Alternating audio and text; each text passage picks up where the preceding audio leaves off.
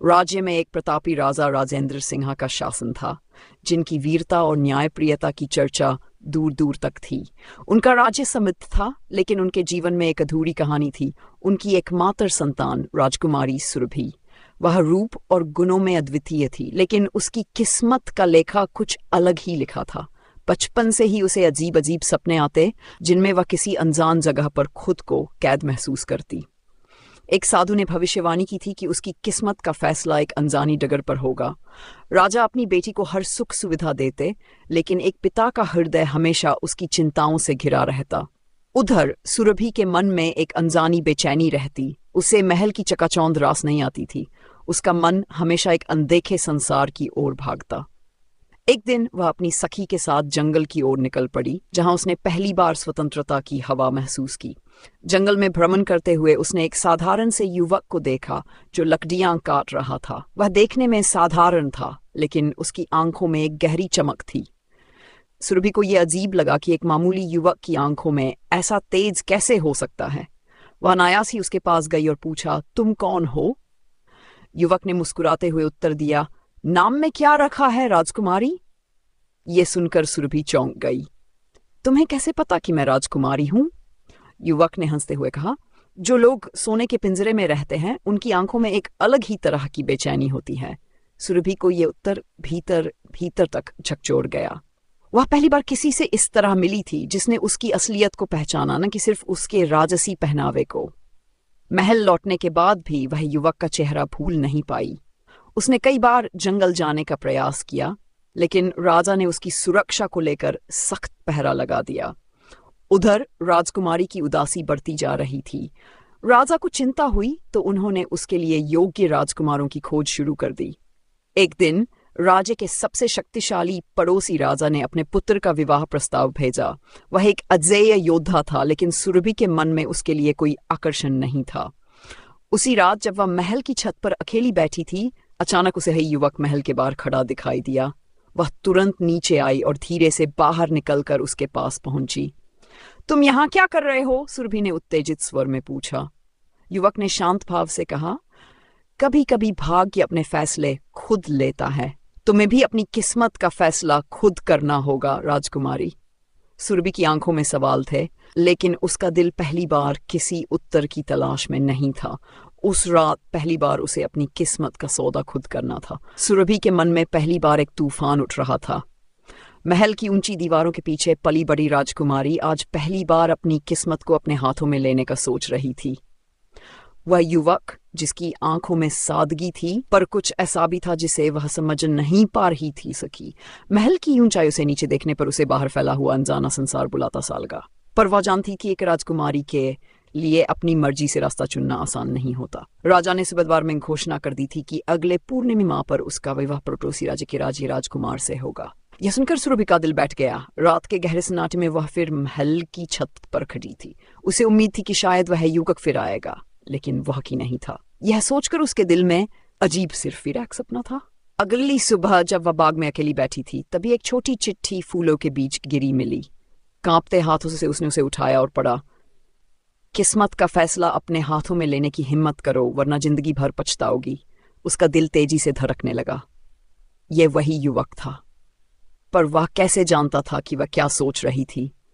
क्या यह कोई इत्तेफाक था या सच में भाग्य उसे आवाज दे रहा था? शादी की तैयारियां जोरों पर थीं, लेकिन सुरभि की आंखों में खुशी की कोई झलक नहीं थी।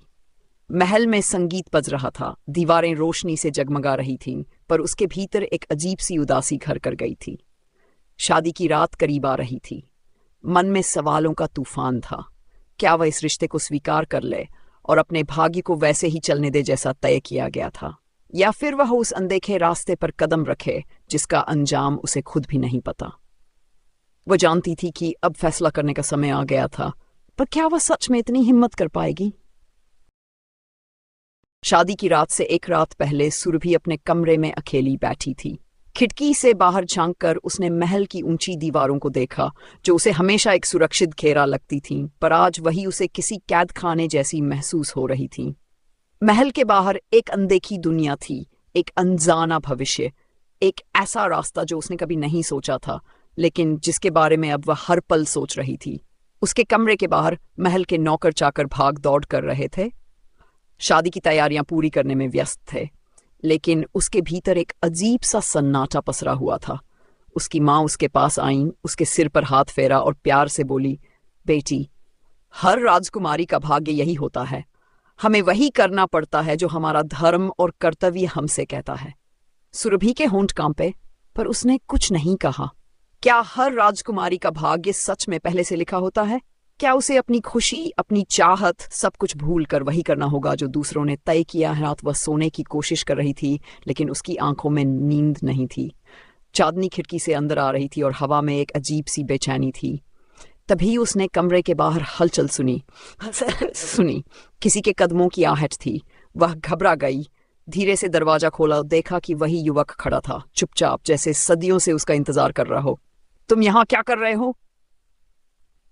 उसकी आवाज कांप रही थी। युवक की आंखों में वही गहरी चमक थी जो पहली बार जंगल में मिली थी। तुम्हें लेने आया हूं, उसने धीरे से कहा। सुरभि के दिल की धड़कन रुक सी गई। कैसे ले जाओगे मुझे? ये महल, ये पहरेदार, ये पूरी दुनिया मेरे खिलाफ खड़ी है। युवक ने एक हल्की मुस्कान के साथ कहा, अगर तुम खुद को अपनी किस्मत के हाथों बेच चुकी हो तो सच में कोई रास्ता नहीं है, लेकिन अगर तुम्हें खुद पर यकीन है तो कोई भी दीवार तुम्हें रोक नहीं सकती। सुरभि की आंखों में आंसू आ गए। क्या वह सच में ये सब छोड़ सकती थी? क्या वह अपने पिता, अपने परिवार, अपने जन्म से मिले दायित्व को ठुकरा कर इस अनजाने रास्ते पर चल सकती थी? कमरे के बाहर सख्त पहरा था, महल के दरवाजे बंद थे, चारों ओर अंधेरा था, लेकिन सुरभि के मन में पहली बार एक रोशनी जल रही थी। क्या वह इस रोशनी का पीछा करेगी या फिर उसी पिंजरे में लौट जाएगी जिससे के लिए उसका मन हमेशा तड़पता रहा? सुरभि के कदम जैसे जम गए थे। कमरे के भीतर महल की ऊंची दीवारों का साया था और बाहर एक अनजाना रास्ता जिसके अंत का उसे कुछ पता नहीं था। युवक चुपचाप खड़ा था, उसकी आंखों में कोई आग्रह नहीं था, बस इंतजार था, जैसे वह जानता था कि फैसला सुरभि को ही लेना होगा। उसका दिल तेजी से धड़क रहा था। महल में पहरेदार गश्त लगा रहे थे, हर दरवाजे पर सुरक्षा थी, और अगर किसी ने उसे इस हाल में देख लिया तो क्या होगा? पर इससे भी बड़ा सवाल यह था कि अगर उसने इस मौके को छोड़ दिया तो क्या वह कभी खुद को माफ कर पाएगी? उसने युवक की ओर देखा जो अब भी शांत खड़ा था। उसकी आंखों में कोई डर नहीं था। यही बात सुरभि को विचलित कर रही थी। वह कैसे इतना निश्चिंत था, जैसे उसे अपने भाग्य पर पूरा भरोसा हो? और क्या वह भरोसा इतना मजबूत था कि वह अपनी पूरी दुनिया को दांव पर लगा सकती थी? अचानक महल के गलियारों में किसी पहरेदार की आवाज सुनाई दी। युवक ने पीछे देखा और धीरे से कहा, अगर तुम्हें आना है तो अभी, नहीं तो मैं चला जाऊंगा और फिर कभी वापस नहीं आऊंगा। सुरभि के भीतर कुछ टूटने लगा। क्या सच में यह आखिरी मौका था? क्या सच में यह फैसला उसे अभी लेना था? उसने महल की दीवारों को देखा जो उसके बचपन से लेकर आज तक उसे घेरे हुए थीं। उसने अपनी मां के चेहरे को याद किया, जिन्होंने हमेशा कहा था कि एक राजकुमारी का जीवन त्याग से भरा होता है। उसने अपने पिता को याद किया, जिनकी आंखों में दुनिया का हर अधिकार था, पर बेटी की इच्छाओं के लिए कोई स्थान नहीं था। उसने अपनी सखियों को याद किया जो महल में खेलती थी, हंसती थी, लेकिन जिनके जीवन का फैसला हमेशा किसी और ने लिया था। क्या वह भी उन्हीं में से एक बन जाएगी, या फिर पहली बार वह अपनी राह खुद चुनेगी? पहरेदारों की आहट करीब आ रही थी। युवक ने एक अंतिम बार उसकी आंखों में देखा। सुरभि का दिल जैसे किसी और ही धड़कन पर चल रहा था। उसने धीरे से अपना हाथ युवक के हाथ में रख दिया और फिर बिना कुछ सोचे, बिना पीछे देखे, वह उसके साथ उस अंधेरे रास्ते की ओर बढ़ गई जिसका अंत उसे नहीं पता था। महल के बाहर अंधेरा गहरा था। सुरभि का दिल तेजी से धड़क रहा था। पहली बार उसने अपने कदमों की दिशा खुद तय की थी। युवक के साथ वह संकरी गलियों से गुजरती रही। हर मोड़ पर डर और उत्साह का अजीब सा संगम था। ठंडी हवा में महल की घंटियों की धीमी आवाज घुल रही थी, जैसे कोई अजनबी सुर उनका पीछा कर रहा हो। पीछे मुड़ने का कोई विकल्प नहीं था। आगे क्या होगा, इसका कोई अंदाजा नहीं था। चलते चलते जब वे महल की सीमा से काफी दूर आ चुके थे, तब युवक रुका। उसने सुरभि की ओर देखा। उसकी आंखों में कोई सवाल नहीं था, न कोई उत्सुकता, जैसे वह पहले से जानता था कि यही होगा। सुरभि ने पहली बार गौर से उसे देखा। वह साधारण कपड़ों में था, न उसके पास कोई महल था, न कोई सेना, न कोई अधिकार। फिर भी उसमें एक अजीब सा आत्मविश्वास था। जैसे किसी राजा से भी बड़ा कोई था। थोड़ी दूर पर एक सूखा पेड़ था, जिसके नीचे बैठते हुए सुरभि ने लंबी सांस ली। पहली बार उसे एहसास हुआ कि अब वह महल की राजकुमारी नहीं थी। अब वह बस एक लड़की थी जो अपनी किस्मत को अपने हाथों में लेना चाहती थी। पर क्या किस्मत सच में उसके हाथों में थी? रात की ठंड बढ़ने लगी थी। युवक ने अपनी चादर उतारकर सुरभि की ओर बढ़ाई, पर उसने इनकार कर दिया।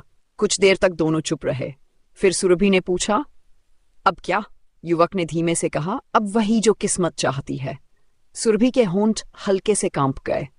क्या उसने सच में अपना भाग्य चुन लिया था, या वह बस एक नई कैद में जा रही थी? उसे महल के बंधनों से बचने की जल्दी थी, पर क्या उसे इस सफर का अंजाम मालूम था? रात बीत रही थी और उसके साथ उसकी पुरानी पहचान भी, पर जो नया जीवन शुरू हो रहा था वह कैसा होगा, ये सोचकर उसके भीतर अजीब सी बेचैनी उठ रही थी। रात गहराती जा रही थी। दूर कहीं जंगल में सियारों की आवाज गूंज रही थी। ठंडी हवा के झोंके सुरभि के चेहरे को छूकर गुजर रहे थे, पर उसके भीतर एक तूफान चल रहा था। पहली बार वह इतनी स्वतंत्र थी और पहली बार ही इतनी असुरक्षित भी। महल के अंदर बंधन थे, लेकिन सुरक्षा भी थी।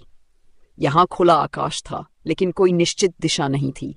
उसने युवक की ओर देखा जो चुपचाप बैठा था, जैसे उसे किसी बात की चिंता ही न हो। थोड़ी देर बाद उसने धीरे से पूछा, क्या तुम पहले से जानते थे कि मैं तुम्हारे साथ आऊंगी? युवक ने हल्की मुस्कान के साथ कहा, नहीं, पर मुझे यकीन था कि तुम किसी दिन यह सवाल जरूर पूछोगी। सुरभि ने गहरी सांस ली। क्या सच में वह हमेशा से इस भागी की ओर बढ़ रही थी, या यह बस एक क्षणिक आवेग था जो अब उसे डराने लगा था? महल से भागते समय जो हिम्मत उसके भीतर थी, वह अब हल्की पड़ने लगी थी। युवक उठकर खड़ा हो गया। हमें यहाँ ज्यादा देर नहीं रुकना चाहिए। सुबह होते ही महल सैनिक तुम्हारी तलाश में निकल पड़ेंगे। हमें इससे पहले कहीं दूर जाना होगा। सुरभि ने उसे देखा। उसकी आंखों में अब भी वही निश्चिंतता थी। वह चल पड़ा और सुरभि ने बिना कुछ सोचे उसके पीछे कदम बढ़ा दिए। सूरज की पहली किरणें पहाड़ों के पीछे से झांकने लगी थीं। रास्ते में दोनों चुप थे। सुरभि के मन में अनगिनत सवाल थे, लेकिन जवाब कहीं नहीं थे। कुछ ही घंटों पहले वह महल की राजकुमारी थी और अब एक अजनबी राह पर थी, एक अजनबी व्यक्ति के साथ। चलते चलते एक छोटा सा गांव दिखा। मिट्टी से बनी छोटी छोटी झोपड़ियां, खेतों में काम करते लोग और बच्चों की हंसी की आवाज। ये दुनिया महल की दुनिया से कितनी अलग थी। युवक ने एक झोपड़ी की ओर इशारा किया। हम यहाँ कुछ देर रुक सकते हैं, ये मेरा गांव है। सुरभि अचंभित रह गई। क्या वह सच में एक साधारण गांव में आ गई थी? क्या यही उसकी नई दुनिया थी? चौपड़ी के अंदर एक वृद्ध स्त्री बैठी थी, जिसने युवक को देखते ही गले लगा लिया। फिर उसने सुरभि की ओर देखा। उसकी आंखों में प्रश्न था, पर कोई कटुता नहीं थी। यह राजकुमारी है, युवक ने धीरे से कहा। स्त्री ने मुस्कुराकर कहा, अब ये जो भी है यहाँ हमारी बेटी की तरह रहेगी। सुरभि का दिल भर आया। पहली बार किसी ने उसे राजकुमारी से ज्यादा एक इंसान के रूप में देखा था, लेकिन क्या वह इस नई पहचान को अपनाने के लिए तैयार थी? सुरभि के लिए यह सब नया था। महल की ऊंची दीवारों के भीतर पली बड़ी लड़की अब एक साधारण झोपड़ी में बैठी थी, जहां न सोने चांदी की सजावट थी, न रेशमी पर्दे, न सेवकों की भीड़। बस एक मिट्टी का चूल्हा, लकड़ी की कुछ पट्टियां और एक कोने में बिछा पुराना बिस्तर। युवक की मां ने प्यार से उसके सिर पर हाथ फेरा, लेकिन सुरभि का मन अब भी उलझा हुआ था। क्या उसने सही किया? क्या सच में यही उसकी किस्मत थी? वह चुपचाप एक कोने में बैठी रही। उसके कानों में अभी भी महल की शहनाइयों की आवाज गूंज रही थी, जो शायद अब तक बज रही होंगी। राजा और रानी ने जब सुबह महल का दरवाजा खाली पाया होगा, तब क्या हुआ होगा? क्या उन्होंने उसे खोजने के लिए सैनिक भेजे होंगे? क्या वे नाराज होंगे, या शायद उनके दिल में दुख होगा कि उनकी बेटी बिना बताए चली गई? युवक अब भी शांत था, जैसे उसे कुछ फर्क ही न पड़ा हो। वह बाहर जाकर गांव वालों के साथ खेतों में काम करने लगा, जैसे कुछ हुआ ही न हो। सुरभि ने खिड़की से उसे देखा। उसके हाथ मिट्टी से सने हुए थे, कपड़ों पर धूल जम गई थी, लेकिन उसकी आंखों में वही संतोष था जो महल के किसी भी दरबारी की आंखों में नहीं था। शाम ढलने लगी। गांव में हलचल कम हो रही थी। बच्चे खेलकर थक गए थे और लोग अपने अपने घर लौट रहे थे। युवक भी खेतों से वापस आया। उसके चेहरे पर हल्की थकान थी, पर मुस्कान भी थी। तुम आज बहुत चुप हो, उसने सुरभि की ओर देखा। सुरभि ने धीरे से कहा, मैं सोच रही हूं क्या मैंने सही किया? युवक ने गहरी सांस ली। जैसे उसे इस सवाल की उम्मीद थी।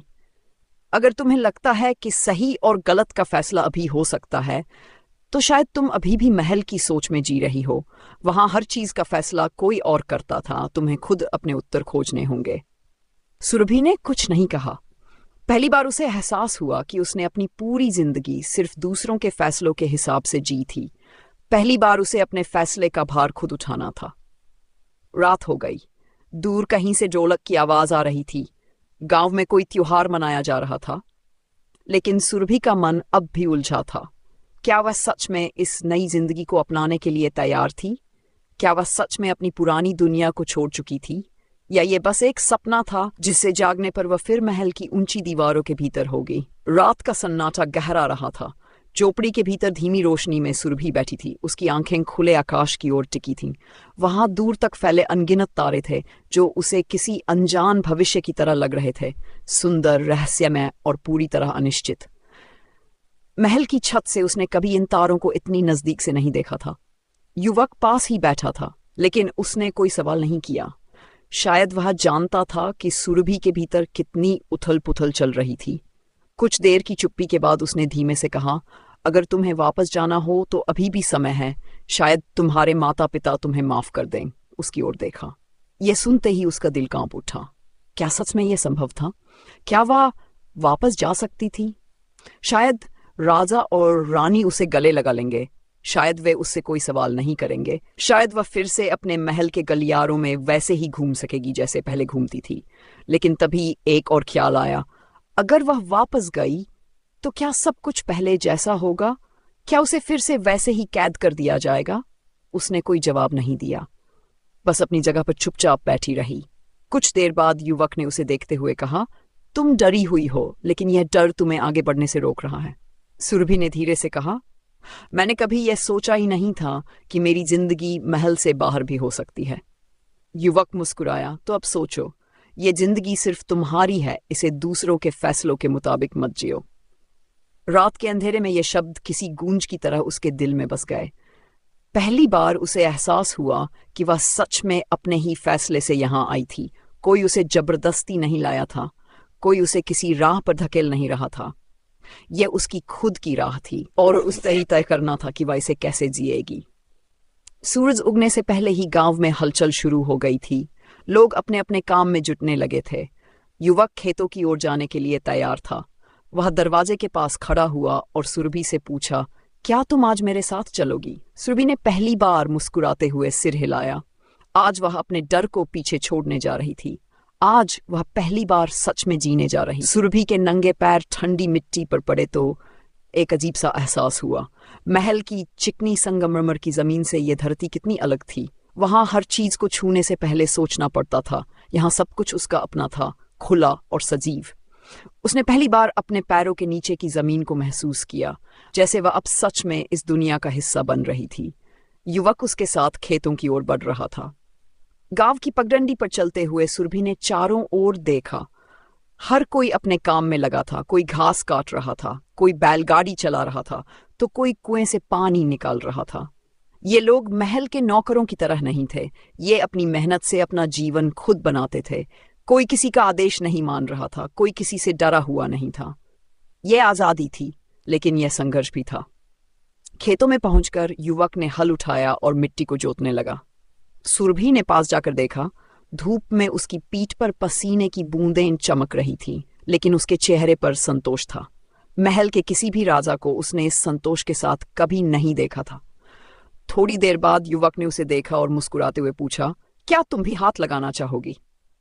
सुरभि ने पहले कभी ऐसा कुछ नहीं किया था। उसने कभी अपने हाथों से मिट्टी नहीं छुई थी, कभी अपने पैरों से कीचड़ में नहीं उतरी थी। लेकिन आज न जाने क्यों उसे लगा कि उसे यह करना चाहिए। उसने धीरे से अपनी चूड़ियां उतारी, अपनी रेशमी चुनरी को एक ओर रखा और अपने हाथ मिट्टी में डाल दिए। ठंडी नम मिट्टी उसके हाथों में लिपट गई और एक अजीब सा एहसास उसके भीतर दौड़ गया। युवक उसे देख रहा था, लेकिन उसने कुछ नहीं कहा। वह जानता था कि यह बदलाव अंदर से आना चाहिए, जबरदस्ती नहीं किया जा सकता। सुरभि ने पहली बार महसूस किया कि मेहनत क्या होती है, जिंदगी क्या होती है। महल में उसे सिखाया गया था कि एक राजकुमारी को सिर्फ आदेश देने होते हैं, पर आज उसे समझ आया कि असली खुशी अपने हाथों से कुछ बनाने में होती है। शाम होने लगी थी। खेतों में सूरज की आखिरी किरणें बिखर रही थीं। सुरभि थक चुकी थी, लेकिन यह थकान किसी शाही आयोजन की थकान जैसी नहीं थी। ये एक सुकून देने वाली थकान थी, जिसमें आत्मसंतोष था, जिसमें कोई बनावट नहीं थी। युवक ने पानी का घड़ा लाकर उसकी ओर बढ़ाया। सुरभि ने उसे दोनों हाथों से थाम लिया और ठंडा पानी पिया।